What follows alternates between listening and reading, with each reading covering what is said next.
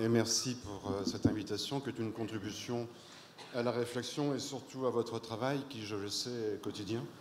un peu exceptionnel dans cette salle, au titre des échanges, au titre précisément de la capacité à se rassembler. Et Jean-Pierre Rizot, dont je remercie encore une fois la FNEDEPA pour l'invitation, l'a rappelé. Alors, vous l'avez compris, je dois avancer à bon rythme, et nous aurons quelques questions,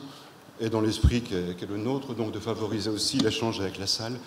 sachant que je devrais vous quitter pour faire court, tout simplement, puisque je suis enseignant. Et je parle ici, à ce titre, d'enseignant-chercheur, à partir d'une recherche qui a duré plus de 3 ans,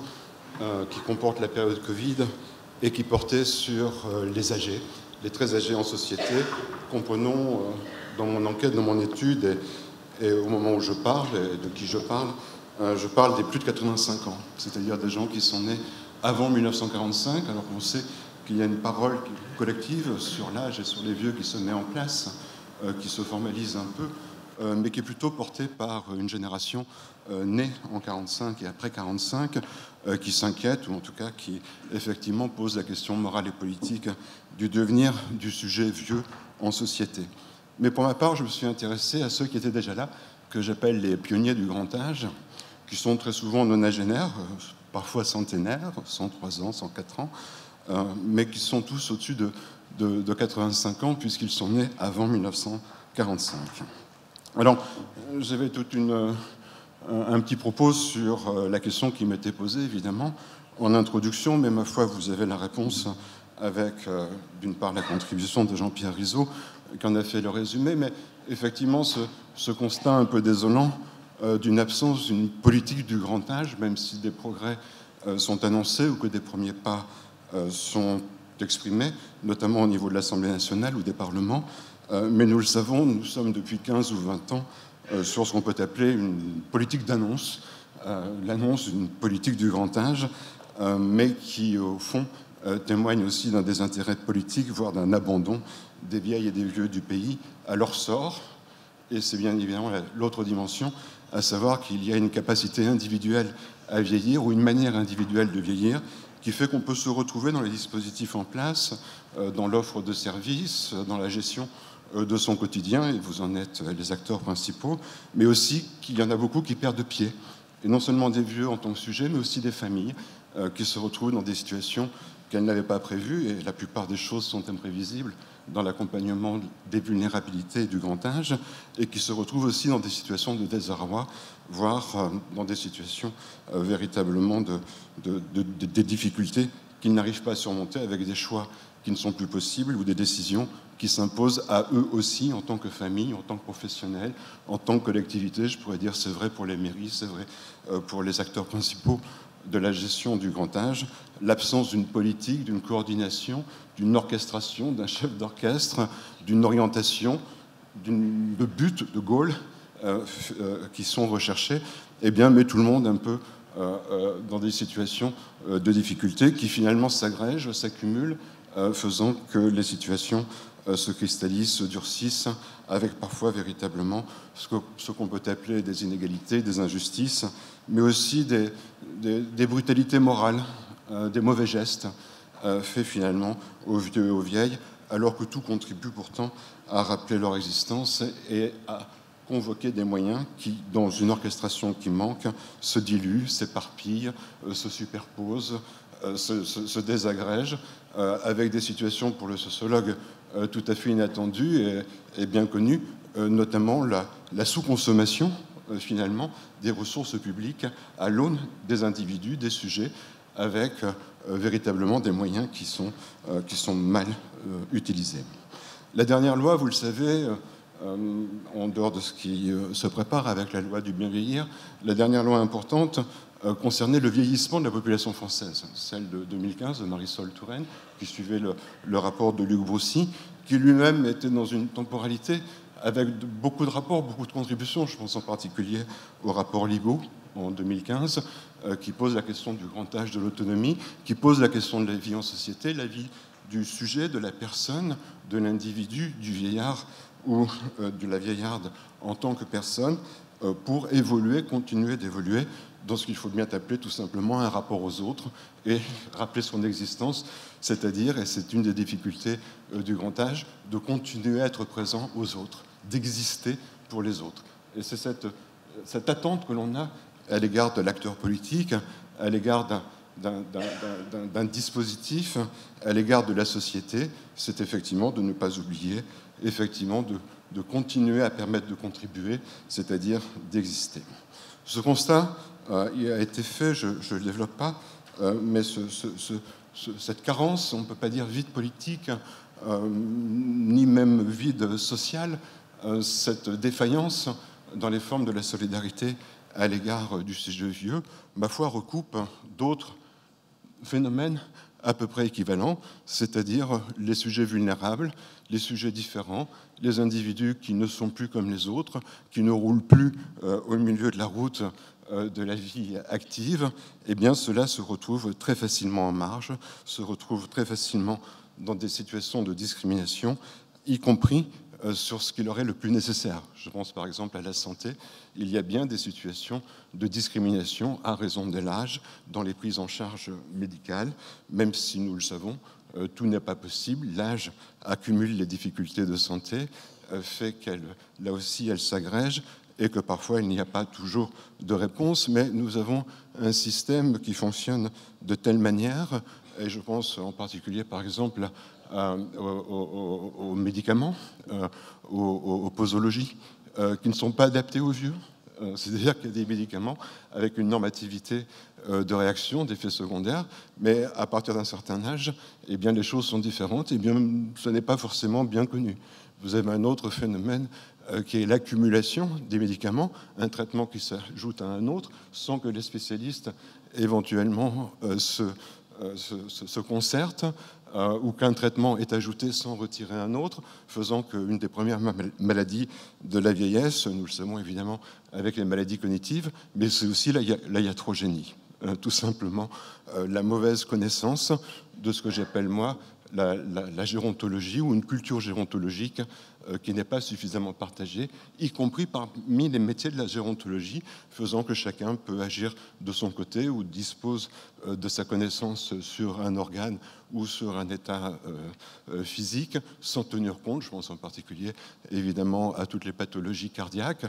dont la mauvaise gestion peut avoir des conséquences sur le cognitif, faisant que ça se confond avec d'autres pathologies du type maladie d'Alzheimer et que les traitements sont tout simplement pas adaptés. Je le dis rapidement, mais ayant fréquenté les consultations de gérontologie, plusieurs centaines, dans un grand hôpital parisien, un service de gériatrie qui comportait à la fois cette consultation et à la fois des lits, la première activité d'un gériatre, c'est au fond de faire le point sur la situation médicamenteuse des posologies qui sont en place et d'en retirer la plupart parce qu'ils se superposent, parce qu'ils sont au choc, parce qu'il y a parfois 2 traitements et même parfois 3 traitements antiparkinsoniens, alors qu'un seul suffirait. Enfin voilà, ce désordre qui est parfois créé dans le parcours même de l'âgé à raison du manque de connaissance de ses fragilités, de ses vulnérabilités, de la manière même dont son corps va réagir, et puis évidemment de ses difficultés pour éventuellement suivre des traitements. Et vous le savez, tout ça, vous le représentez dans la salle, conduit bien souvent vers des institutionnalisations qui sont mal faites, des préparations à l'entrée, notamment en EHPAD, qui sont mal anticipées, des situations qui sont faites dans l'urgence, dans la panique, et ça peut se comprendre, puisqu'effectivement, il peut y avoir jusqu'à des plaintes de voisinage pour un vieux qui déambule dans son appartement et des enfants qui n'ont pas d'autre choix que d'aller vers l'institutionnalisation, mais de le faire dans des conditions de préparation que notre société n'anticipe pas du tout, renvoyant à chacun sa capacité à réagir ou à faire face à des situations qui pourtant se répandent. Vous le savez, pour le sociologue et d'une manière générale, l'on répond que tout ça s'explique par l'agisme, c'est-à-dire par la non-reconnaissance de la place, et j'ajoute de la participation des vieux à la vie sociale, y compris dans leur rôle de grands-parents, d'arrière-grands-parents, ou tout simplement de sujets vulnérables qui sollicitent la solidarité des autres pour continuer à vivre, à évoluer, à exister aux autres, comme je l'indiquais. Notre vie sociale, effectivement, distribue des rôles, attribue des fonctions, crée des attentes ou bien exclut des individus à raison de leur âge, c'est-à-dire que la société est agiste. Mais elle l'est aussi pour les jeunes, c'est-à-dire qu'elle est globalement agiste. Il va y avoir des manifestations, il va y avoir des traits singuliers concernant les plus âgés, et en particulier leur mise à l'écart ou la capacité à les tenir, y compris dans des bâtiments qui ne sont pas fréquentés par d'autres que par la famille. On le voit bien, par exemple, au moment de la crise Covid, ce soudain embrasement, évidemment, de la situation particulière des vieux, et de découvrir les EHPAD, de découvrir leur distance, de découvrir leur mode de fonctionnement, de découvrir les personnels qui les font vivre, de découvrir ce que c'est qu'un projet de vie en établissement, la place des familles, la relation entre tous ces acteurs d'un établissement qui effectivement est plutôt fermé. Tout ça est apparu au grand jour, et la réaction a du reste globalement été d'enfermer encore plus ces lieux déjà plutôt de fermeture et déjà tenus à distance de la vie sociale,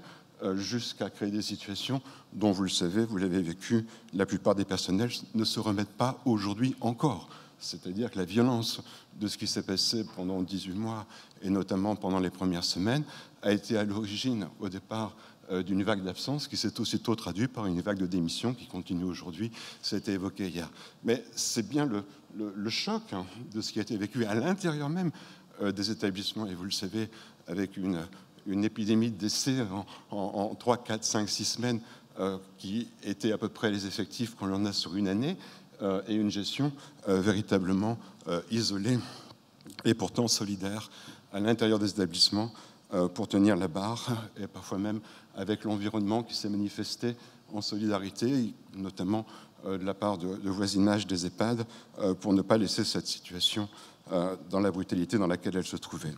Mais je le disais, cette société globalement agiste, de la même manière qu'elle est sexiste, a une conséquence particulière sur les très âgés, c'est qu'au bout de la biographie, au bout de son chemin, au bout de l'existence, voire de la vie, à un grand âge, arrivé à ces grands âges, eh bien les inégalités que l'on a rencontrées sur son chemin s'accumulent, elles se cristallisent, elles définissent véritablement le quotidien du vieux, et en particulier sur 4 thèmes que je ne vais pas développer, on le reprendra dans les questions, mais que sont les thèmes de la santé, celui de l'argent, celui de l'entourage, et aussi celui du logement. Ces 4 variables sont des variables assez larges, mais c'est dans leur entrecroisement, dans leur chevauchement, que se fait les parcours singuliers de chacun, et qui sont liés à la vie qu'il a eue, à son histoire, à toute son histoire, le fait ou pas d'avoir une famille, le fait ou pas d'avoir eu des ressources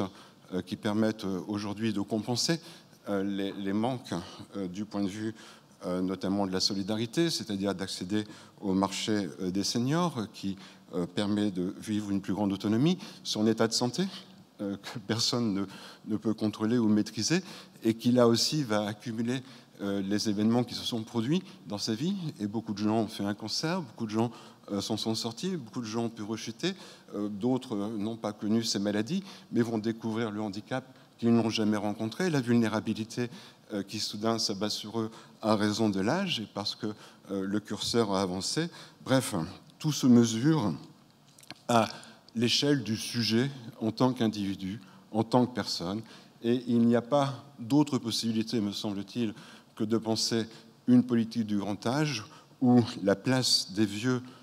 au sens politique du terme dans la société qu'en partant de ces conditions, ces circonstances personnelles dans lesquelles chacun se retrouve. Je développe un tout petit peu ces 4 thèmes, puisque, au fond, l'enquête dont je parle, qui a consisté, je vais très vite, à suivre des consultations de gérontologie, à être aussi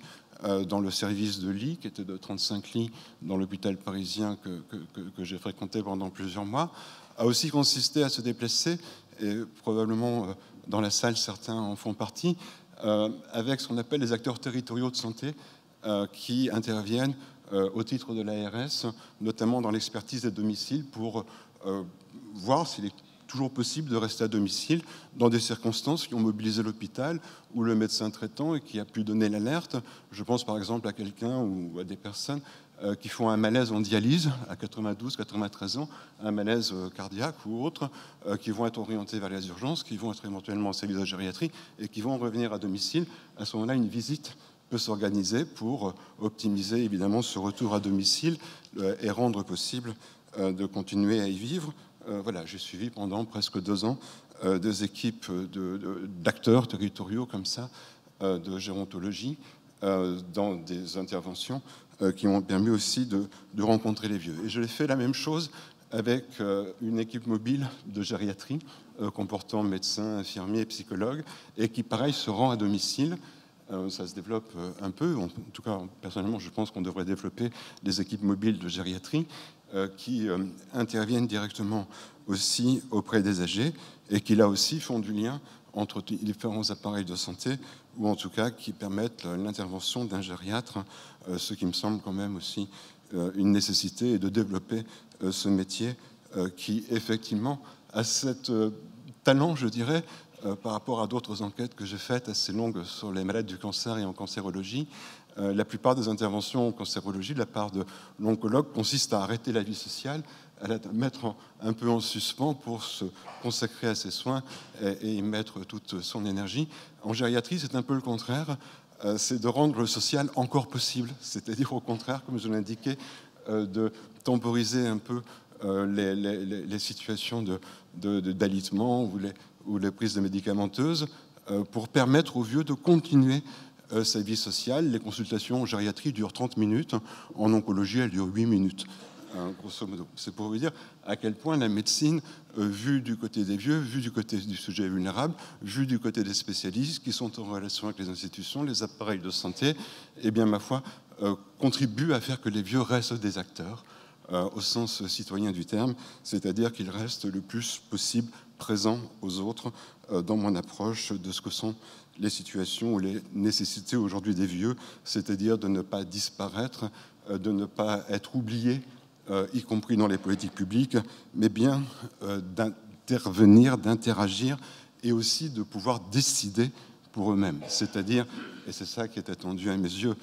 des témoignages de la solidarité nationale ou des ressources d'une politique publique, c'est d'offrir l'étendard des choix le plus large possible, même si ça se réduit au fil du temps, à des vieux et à leurs familles, pour au fond vivre la vieillesse telle qu'ils se la représentent, telle qu'ils se l'imaginent, ou telle qu'elle s'impose à eux, en étant le plus possible améliorée par les marques de la solidarité et des politiques sociales. Alors qu'apprend-on en se rapprochant à ce point des âgés, dans des situations où sont présents les professionnels, aidants, auxiliaires de vie, soignants, mais aussi kinés, enfin tous ces métiers qui aujourd'hui entourent le corps des vieux et des vieilles. Eh bien, c'est que, et vous n'êtes pas obligé de partager ce constat, mais c'est qu'au fond, les vieux ne demandent pas grand-chose. Ils ne sont pas si exigeants que ça.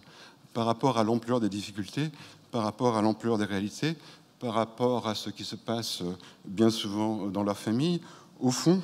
ils ne demandent pas grand-chose. Ils ont plutôt tendance à se faire discrets plus l'âge avance, et notamment dans la génération qui m'a intéressé, c'est-à-dire les octogénaires, nonagénaires et centenaires, et d'une manière générale de ne pas chercher à importuner les autres, et même pas leurs enfants ou leurs enfants. C'est-à-dire qu'on reproche souvent, ou on dit souvent que si les vieux, on ne les voit pas, c'est parce qu'ils ne gueulent pas assez, parce qu'ils ne se mobilisent pas assez, mais vu dans le détail, ils ne demandent pas grand-chose. Ce n'est pas une raison pour être maltraité, ou ce n'est pas une raison pour perdre pied politiquement dans sa citoyenneté, et de ne plus être considéré au sens politique du terme comme un sujet qui dispose de droits et qui est en mesure de les faire valoir. Il y a une dégringolade sur l'échelle de la citoyenneté, comme s'ils perdaient leur droit politique d'exister aux autres, qui est la pire manifestation de l'agisme et qui, je le redis, est aussi le résultat de la constellation des inégalités sociales et surtout dans l'oubli qui s'organise autour d'eux.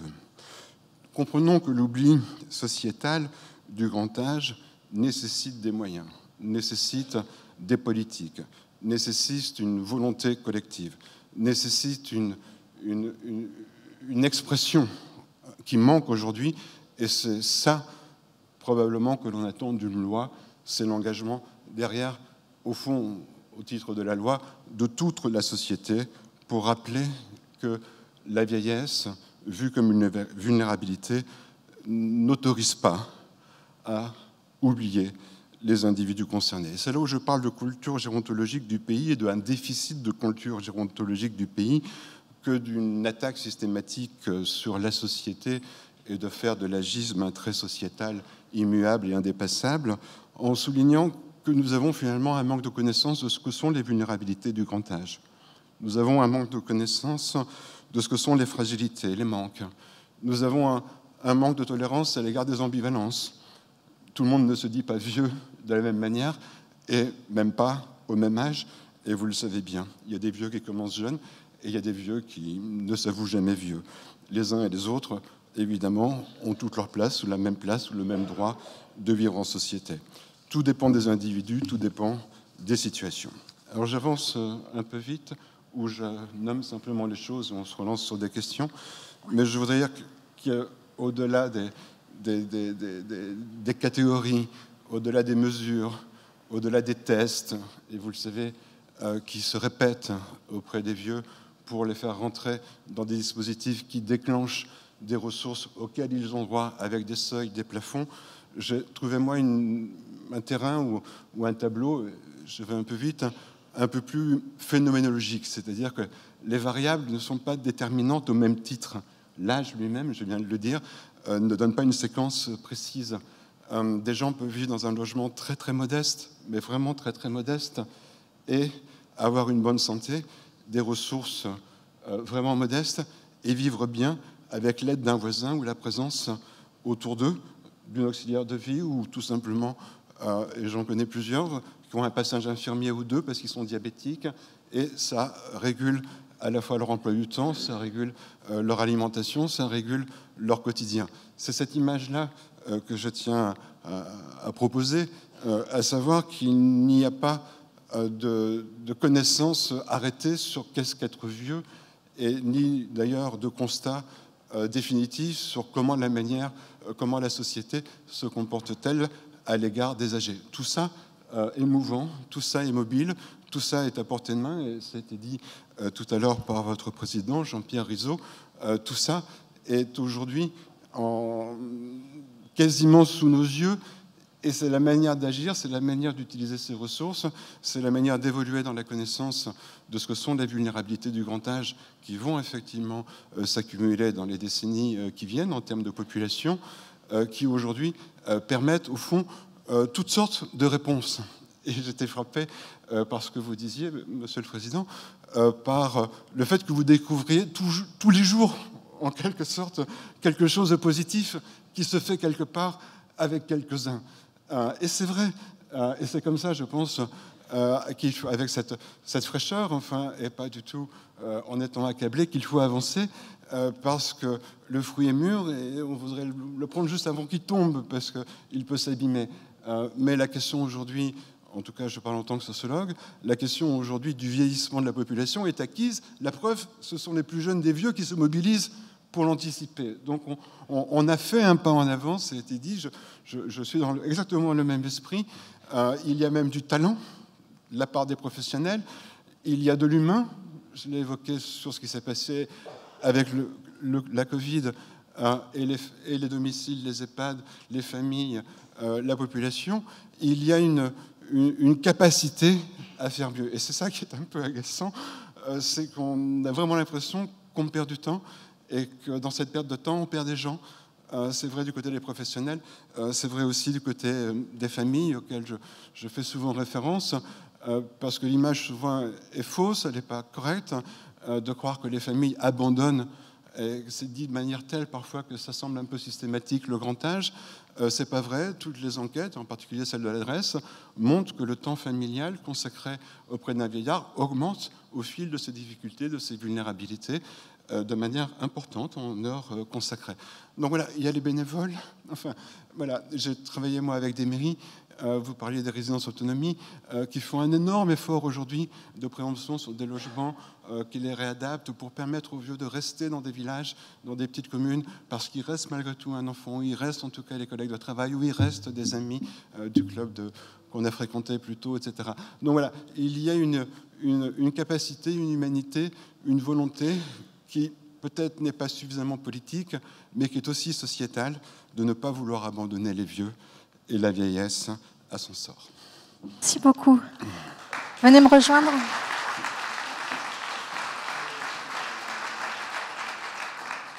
Merci pour cette conclusion très optimiste. Alors, est-ce que vous avez des questions dans la salle ?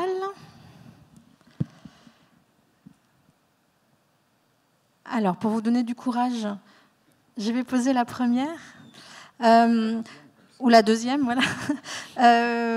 Vous l'avez un peu évoqué, vous dites qu'aujourd'hui, ce sont les plus jeunes, les plus vieux qui se mobilisent. Est-ce que le salut ne viendra pas de là ? C'est-à-dire que, est-ce que, vous le disiez pendant longtemps, les personnes âgées ne demandaient pas grand-chose, donc du coup, on leur accordait pas grand-chose, puisqu'elles ne demandaient pas grand-chose, et leur voix était plutôt portée par les professionnels. Aujourd'hui, on a l'impression que ça change un peu. Est-ce que ça, c'est un mouvement qui va permettre à l'ensemble de la société d'avoir ce que vous appelez la culture gérontologique ? Sans aucun doute. Il est évident qu'il faut faire son miel de tout. Il est évident que la prise de conscience de ce qu'est être vieux en société ou le grand âge en société par les plus jeunes des plus vieux, c'est-à-dire les septuagénaires aujourd'hui, sont nés après 1945, et sans aucun doute un cri d'alarme, enfin, parce que les mêmes sont témoins de ce qui se passe pour leurs parents, en fait. Ils accompagnent, pour beaucoup d'entre eux, leurs parents nonagénaires, voire au-delà, dont bien souvent, s'il est seul, il est en EHPAD. Donc il y a une expérience en cours. Hein. L'expérience du grand âge en société est en cours. Alors moi, techniquement parlant, hein, comme sociologue, pris une population, hein, on travaille sur des groupes, des populations, des classes, pris une population que je définis comme étant déjà octogénaire, c'est-à-dire plus de 85 ans, avec l'idée qu'on est passé dans les sociétés de la longévité, mais sans gérer l'allongement de la vie. Enfin, voilà, on est assis sur une contradiction énorme, et c'était évoqué dans le propos liminaire, à savoir, on se satisfait tous de l'allongement de la vie, mais le tous vu comme une société ne fait pas face à la longévité individuelle ou vue à l'échelle des familles. Donc l'idée, en tout cas, c'est, vous avez raison, il y a une prise de conscience, mais moi j'ai tendance à insister un peu en disant mais ils sont déjà là, hein, c'est ceux d'aujourd'hui, hein, et on l'a bien vu sur Covid. Enfin, c'était terrible. Enfin, c'est d'une violence insurmontable. Ce qui s'est passé concrètement, et les chiffres sont cruels. Ce sont les plus de 80 ans sur les 130 000 décès qui sont partis en premier et tout le long. Donc, mais cette idée que l'allongement de la vie, ça ne veut pas dire qu'on va vivre jusqu'à 112, 114, 117. Dans mon enquête, on est à 103, 107. On va augmenter la population des vieux, mais sur ce créneau, 85, 102, 103, avec une grande population des nonagénaires. Voilà, il suffit de regarder les chroniques, on voit bien les gens 92, 93, 94 ans au moment d'une annonce de décès. C'est ça qui est en train de se passer. Et donc, moi, je pense qu'il y a une urgence. Si je parle devant vous... Vous prêchez des convaincus. Oui, oui, c'est ça. Et du coup, je peux aller plus loin. Une inconséquence politique de ne pas avoir mis sur pied ce que j'appelle des orientations politiques majeures avec des chefs d'orchestre qui permettent d'utiliser les moyens et aussi d'être plus proches de ceux qui sont proches, les auxiliaires de vie, les bénévoles, les familles, qui déjà font le travail. Hein, donc oui, voilà, oui, mais on ne peut pas attendre qu'ils aient raison, les 75 ans, parce que les 95 sont déjà là. Enfin, moi, je pense que c'est maintenant, tout de suite, qu'il faut faire les choses. Merci beaucoup pour vos observations. Jérôme Souchet, directeur d'EHPAD. Je voulais avoir votre ressenti par rapport au problème de l'augmentation de la sanitarisation des établissements suite à vos observations dans les établissements. C'est un phénomène qui évolue chaque année et qui n'est pas toujours simple aussi à gérer, quoi. On se rapproche plus du sanitaire qu'un véritable lieu de vie. Et ce déséquilibre qu'il peut avoir, je voulais avoir un peu votre ressenti par rapport à ça. Alors, si je comprends bien votre question, et je vous en remercie, c'est vrai pour les EHPAD, mais c'est vrai à domicile. L'arrivée de la norme socio-sanitaire, et vous avez tellement raison en soulevant le lièvre, que c'est une des raisons parfois pour lesquelles on s'oriente si tard vers les EHPAD. C'est qu'on va perdre par l'imposition de normes socio-sanitaires. Ce n'est pas tellement la vie en collectivité, c'est par le principe même d'organisation par rapport à des thèmes forts du type le risque, etc. C'est ça qui conduit en EHPAD et c'est ça qu'on va rencontrer en EHPAD. Moi, j'ai vu,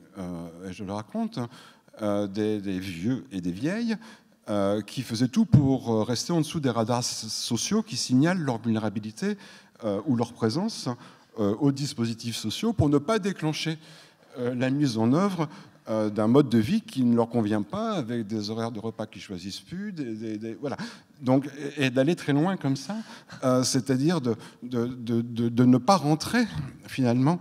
dans le dispositif des normes socio-sanitaires dont ils craignent à terme la perte de leur liberté. Et si je peux me permettre de mettre ce terme face à votre question, que sont les libertés individuelles et la manière au fond. Et c'est là où, par exemple, je fais un peu vite, mais où l'argent, par exemple, va jouer un rôle à domicile. Les gens qui ont plus d'argent vont recruter directement et pouvoir embaucher et débaucher et définir les horaires d'intervention